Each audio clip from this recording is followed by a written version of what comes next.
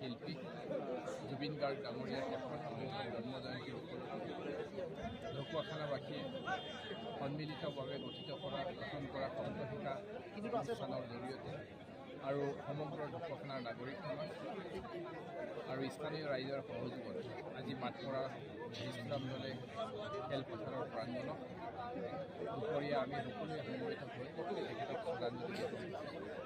আৰু লগতে যিহেতুকে আমাৰ প্ৰাণৰ শিল্পীগৰাকীয়ে ক্ৰীড়াৰ অনুৰাগী আছিলে, সেইবাবে আমি আজি ইয়াত এখন প্ৰীতিমূলক ফুটবল খেলৰ আয়োজন কৰাৰ ব্যৱস্থা গ্ৰহণ কৰা হৈছিলে।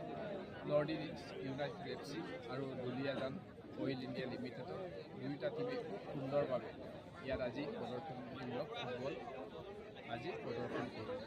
আৰু আমি ঢকুৱাখানাবাসী ৰাইজে আমাৰ মৰমৰ শিল্পীগৰাকীক যাতে তেখেতৰ সৃষ্টিৰাজি সজীৱ কৰি আমাৰ সদায় যাতে আমাৰ জনমানসত থাকে, তাৰ বাবে কেইবাটাও আমি সপ্তশিকা ঢকুৱাখানা অনুষ্ঠানৰ জৰিয়তে অহা দিনত পদক্ষেপ ৰাখিছোঁ। তাৰে অংশ হিচাপে অহা ৩০ নৱেম্বৰৰ দিনাখন ৫,০০০ৰো অধিক জুবিন অনুৰাগী আৰু শিল্পীৰ সমবেত হৈ পিনি তেখেতৰ সৃষ্টিৰাজি গীতসমূহ গোৱাৰ বাবে আমি সিদ্ধান্ত গ্ৰহণ কৰিছোঁ।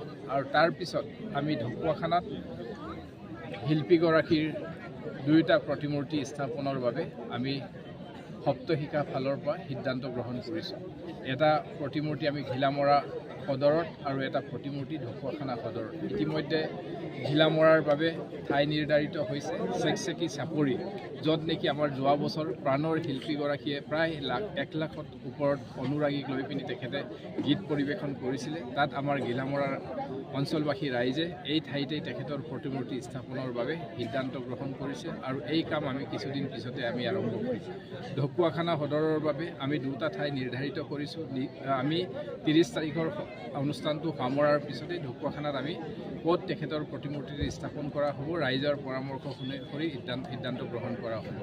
আৰু অহা দিনত আমি আমাৰ মৰমৰ শিল্পীগৰাকীৰ সৃষ্টিৰাজি প্ৰচাৰ আৰু প্ৰসাৰৰ লগতে উঠি অহা প্ৰজন্মক সংগীতৰ বিষয়ে আমি আৰু আমাৰ প্ৰাণৰ শিল্পীগৰাকীৰ বিষয়ে জনাৰ বাবে আমি জুবিন গাৰ্গ ডাঙৰীয়াৰ এখন সংগীত বিদ্যালয় আমি অনুষ্ঠান প্ৰতিষ্ঠা কৰাৰ বাবে ইতিমধ্যে আমি সকলো ৰাইজে বিবেচনা কৰিছোঁ। আমি এনেধৰণৰ কাৰ্যসূচীসমূহৰ জৰিয়তে আমাৰ প্ৰাণৰ শিল্পীগৰাকী যাতে আমাৰ সকলোৰে অসমীয়া আইৰ ভূত বা সকলো প্ৰত্যেকগৰাকী আমাৰ অসমীয়াৰ মাজত যাতে তেখেতক জীয়াই ৰাখিব পাৰোঁ, তাৰ বাবে আমি সপ্তশিকা ঢকুৱাখানাই আমি এই প্ৰচেষ্টাখিনি ৰাখিছোঁ। আৰু আজি এই অনুষ্ঠানটো সফল কৰাৰ নিমিত্তে সপ্তশিকা ঢকুৱাখানা সমগ্ৰ নাগৰিক সমাজ, ৰাজনৈতিক অৰাজনৈতিক দল সংগঠনৰ নেতৃত্ববৃন্দ আৰু স্থানীয় দল সংগঠন আৰু ৰাইজৰ সহযোগত আজি সুন্দৰভাৱে এই অনুষ্ঠানটো সফল কৰাৰ বাবে এই অনুষ্ঠানটোৰ লগত জড়িত প্ৰত্যেকগৰাকী ব্যক্তিলৈ আমি আন্তৰিক কৃতজ্ঞতা জ্ঞাপন কৰিছোঁ। আৰু আজি